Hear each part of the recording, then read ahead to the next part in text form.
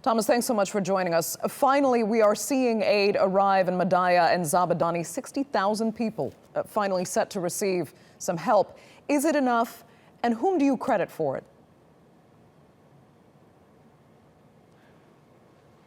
I mean, it's obviously very positive that people in those towns are getting access to aid, but they're people that are part of about 5 million people inside Syria who are effectively trapped. They're trapped by active conflict, but they're also trapped in areas that are being besieged by various parties to the conflict, which means that humanitarian organisations such as NRC do not have access to these people.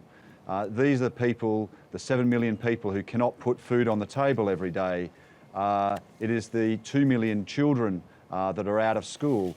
We have around 13.5 million people in the country in dire need of humanitarian assistance.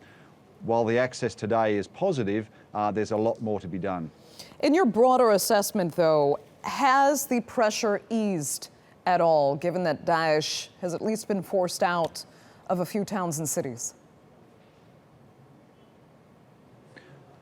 I mean, effectively, Daesh control about 40% of the territory of Syria, and some of the most vulnerable people within Syria live in these areas. And to this point, there have been some positive movements as areas that were once controlled by Daesh are no longer controlled by Daesh, and gradually humanitarian organisations are getting access to these populations.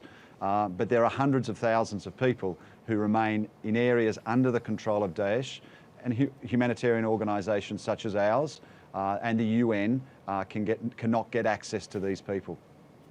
Do you think humanitarian corridors in this situation would help? And do you think they're realistic to expect anytime soon?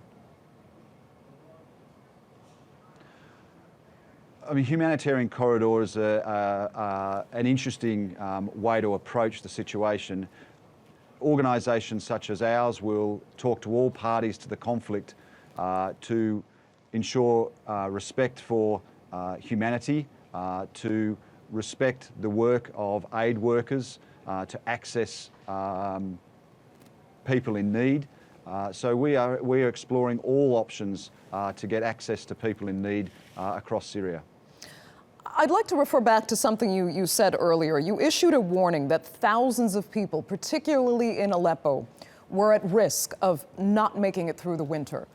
Was enough aid and care delivered then to at least get civilians through that season?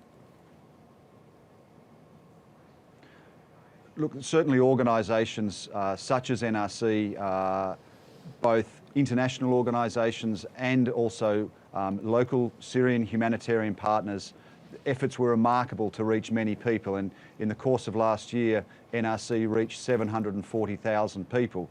But as I was saying before, the needs are significantly greater. There are 13.5 million people in dire need of humanitarian assistance in the country. Organisations such as NRC, such as the broader humanitarian community, really need two main things. We need to get access to population. We need negotiated access to these populations based upon humanitarian principles. And secondly, we need the funding to do it. And this year we need 3.3, or the international community needs $3.3 billion to support people within inside of Syria. Going on last year, only 51% of the financial requirements were met. So there was a gap of about 1.5 million people. So I would say there are many organisations reaching people in need, but the need is significantly greater, and we need humanitarian access, and we also need the funding to reach people in need. Okay, Thomas White, thank you so much for joining us, and thank you even more so for continuing with your very difficult work in Syria.